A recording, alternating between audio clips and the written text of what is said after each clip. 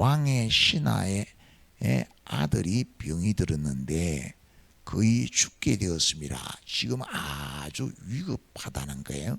사경을 헤매고 있다는 거예요.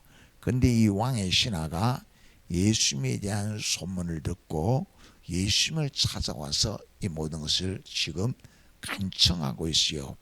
빨리 내려오셔서 내 아들의 병을 고쳐주소서라고 그렇게 간청을 하니까 예수님이 왕의 신하가 간청하는 오늘 같으면 우리가 기도하는 기도 소리를 듣고 예수님이 기도를 믿음으로 하지 않는다 하는 것을 간파를 하고서 48절이 말씀해요. 예수께서 이르시되 너는 표적과 기사를 보지 못하면 도무지 믿지 아니하리라. 믿음 없는 기도를 딱 하니까 예수님께서 믿음의 바로 세우기 위해서 믿음으로 기도하도록 만들기 위해서 예수님이 하나님의 아들 그리스도임을 증거하는 표적을 보여서 이 왕의 신하가 믿음으로 기도하도록 만들어야겠다 라는 계획을 가지시고 예수님이 너희는 표적과 기사를 보지 못하면 도무지 믿지 아니하리라 그렇게 말씀을 하지요. 그렇게 말씀하는데 아직까지 이 왕의 신하가 예수님이 말씀하는 그 말씀의 의미가 뭔지를 모르고 49절에 보면 그래요. 신하가 이르되 주여 내 아이가 죽기 전에 내려오소서. 지금 왕의 신하는 아주 불안합니다. 아들이 죽을까 싶어서 지금 사경을 헤매고 있는데 예수님 빨리 자기 집에 내려와서 이 병을 다 고쳐주면 좋겠는데 예수님에 대한 소문을 들었을 때 이런 병에서 고치시는 능력이 예수님께 있다는 건 아는데 뭐 좀 빨리 내려가면 좋겠는데 좀 미적미적하냐고.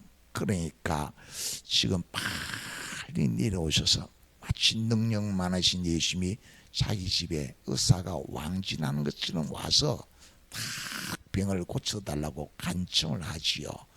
그러니까 예수님이 내려가진 아니하고 50절 예수께서 이르시되 가라 네 아들이 살아있다 하시니 그 사람이 예수께서 하신 말씀을 믿고 가더니 빨리 내려와서 병을 고쳐주면 좋겠는데 아주 불안한데 아주 위독하다는 걸 알고 가버나움에서 이렇게 헌기를 찾아왔는데 빨리 내려가서 고쳐주십시오.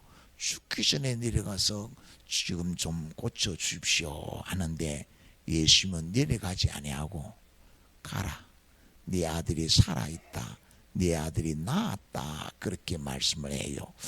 그러니까 이 왕의 신하가 빨리 내려왔으면 좋겠다 했는데 그것은 와서 병을 고쳐달라고.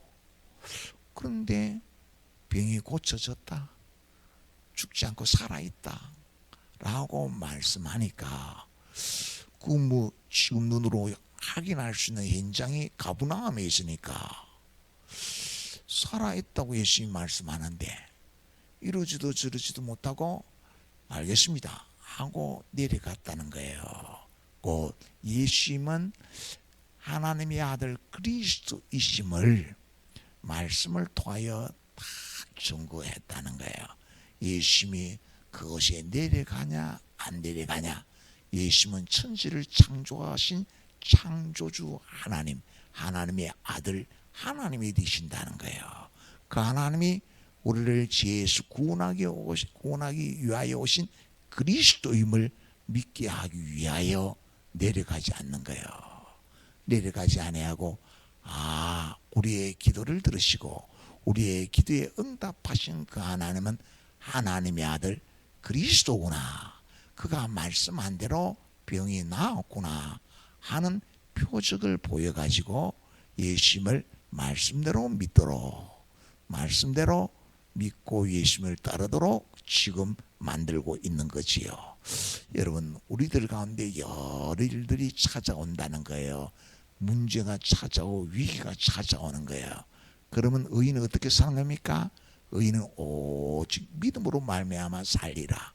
여러분, 우리 속에 믿음이 충만하고, 그 믿음은 하나님의 말씀을 믿고 의지하는 믿음, 말씀이 내 생각과 내 마음을 다 굳세게 붙잡아주는 믿음이 있어야 염려를 이깁니다. 근심을 이깁니다. 세상 모든 것을 이깁니다. 이 믿음이 없으면요, 우리는 염려할 일에 계속 시달립니다. 믿음이 없으면요, 하나님의 힘으로 삼지 못합니다. 자기 혼자 발부둥칩니다. 믿음이 생기면요, 말씀을 의지해야겠다 되는 거예요. 베드로가 밤새도록 고기 잡았는데 못 잡았어요. 근데 예수님의 말씀을 딱 들으니까 말씀을 의지해야 되는 게구나. 내 혼자 이리 생각하고 내 혼자 이리 발부둥치고 할 게 아니구나. 그래서 말씀을 의지해서 그물을 던졌더니 많은 고기를 잡아요. 그러니까 예수님이 나를 따르라고. 예수님을 어떻게 따릅니까? 믿고 따르지요. 어떻게 믿습니까? 예수님의 말씀을 믿고 따르는 거예요. 그래서 말씀은 내 발에 등이 되고 내 길에 빛이 되는 거예요. 예수님을 믿고 어떻게 따르고 어떻게 천국 갑니까? 길이요 진리요 생명 되신 예수님의 말씀을 믿고 딱 따라가는 거예요. 그것을 가르치기 위하여 잔치집에 포도주가 다 떨어졌어요. 그러니까 큰일 났다. 위기가 오지, 위기. 근데 마리아가 하는 거예요. 무슨 말씀을 해도 그대로 해라. 어떤 일이 찾아도 예수님의 말씀 붙잡고 나아가면 하나님이 함께 하는 거예요. 그게 피할 길을 내는 거예요. 그게 감당할 시험만 내는 거예요. 우리에게 이 믿음이 필요한 거예요.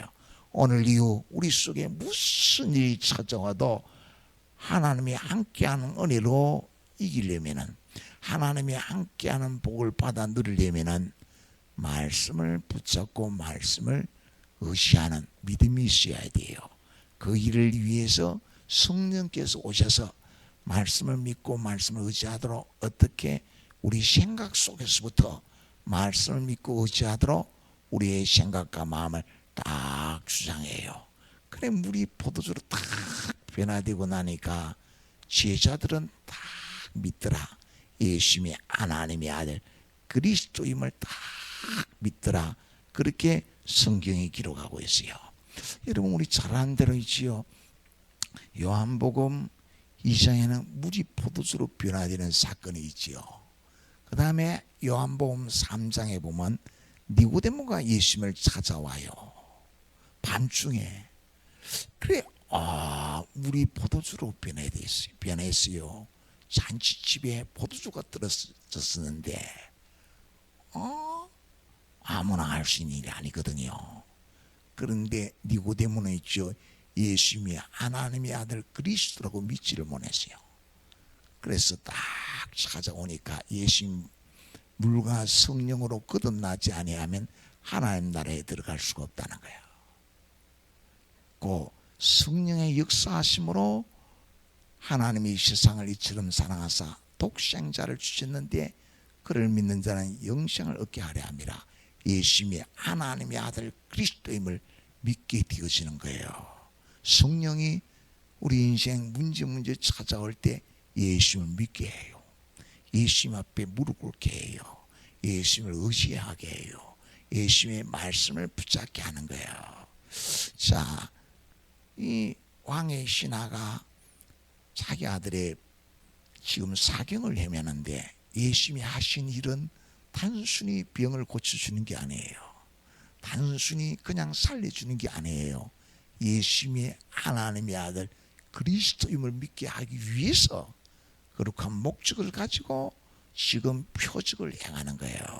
그러니까 예수님의 마음속에 지금 왕의 신하의 가족들을 긍휼히 여기는 마음이죠. 긍휼히 여기는 마음. 자, 시편 103편 4절 5절 읽읍시다. 시작. 내 생명을 파멸해서 속량하시고 인자와 긍휼로 간을 씌우시며 좋은 것으로 네 손을 만족하게 하사 내 청춘을 독수리같이 새롭게 하신다. 예수님께서 왕의 신하 보고 뭐 기도를 그리하냐, 믿음 없는 기도. 내가 너한테는 믿음이 없어서 응답을 못하겠다, 집으로 돌아가라, 그리 말씀을 하질 않아요. 어떻게? 인자, 사랑과 공의를 불쌍히 여기는 마음을 가지고 기도를 가르쳐야겠다, 바르게 기도하도록 만들어야겠다, 예수님이 하나님의 아들 그리스도임을 믿고 기도하도록 만들어야겠다. 그래서 어떻게? 인자와 긍휼로 간을 씌우시는 거예요. 인자와 긍휼로, 어떻게 인자와 긍휼로 간을 씌우신 것이 성령으로 거듭나는 거예요. 니고데모는요, 성령으로 거듭나지 않아서 예수님이 하는 말씀을 이해를 못해요. 거듭난다니까 어떻게 어머니 뱃속에 들어갔다 나옵니까? 너는 유대인의 간음으로서 어떻게 그 말을 이해하지 못하냐? 바람이 임의로 불되 동에서와 서해로 임의로 불되 성령으로 난 사람도 성령의 역사하심으로 하나님이 나를 사랑하는구나, 하나님이 나를 긍휼히 여기시는구나, 하나님이 이 문제를 통하여 아들의 병을 고쳐주는데, 당연히 아들의 병만 고쳐주는 것이 아니라 예수 믿고 영생을 누리도록 하시기 위한 거룩한 목적을 가지시고 빨리 내려와서 병을 고쳐주면 좋겠는데 내려오지 아니하는구나, 말씀만 믿고 가도록 만드시는구나. 그러니까 어떻게 돼요? 좋은 것으로 내 손을 만족케 하사 하나님이 나를 사랑하셔서 예수님이 내려오지 않는 것이구나, 나를 긍휼히 여기시는구나, 나를 사랑하시는구나, 나를 믿음에, 예수 믿는 믿음에 영생을 주시기를 원하는구나 하니까 힘이 되지요. 그게 청춘을 독수리같이 시럽게 한다. 천국 가는 날 동안 나를 사랑하시는, 나를 긍휼히 여기시는, 나를 믿음으로 붙잡아 주시는 예수님을 힘으로 삼을 때 힘 있는 삶을 사는 거예요. 세상을 이해가는 삶을 사는 거예요. 그게 독수리같이 새롭게 하는 거예요. 그 은혜를 다시 이야기하면, 예수님이 십자가에 못 박힐 때 한평 강도 둘 다 예수님을 막 비판했어요. 그런데 한평 강도가 바뀌어요. 어떻게 바뀝니까? 인자와 긍휼로 간을 씌우는 거예요. 하나님의 은혜를 깨닫게 하고 하나님을 의지하게 하는 거예요. 그게 자녀 삼으시는 거예요. 성령이 그렇게 역사해요. 그러니까 성령의 역사하심 따라 한평강도를 책망해. 우리는 이 일에 상당한 이런 흉악범으로 이 보응을 받을 만한 죄를 진 죄인이고, 예수님은 전혀 죄 없으신 의로우신 분인데 우리를 죄에서 구원하는 그리스도이기 때문에 지금 우리를 대속하기 위하여, 구원을 주시기 위하여, 영생을 주시기 위하여, 천국으로 데려가기 위하여 십자가를 주시는데 예수님을 비판하면 되냐? 그러면서 예수님께 당신의 나라에 임할 때 나를 기억하여 주소서. 그러니까 네가 오늘 나와 함께 낙원에 있으라, 그 순간이지요. 인자와 긍휼로 다 간을 입히주거든요.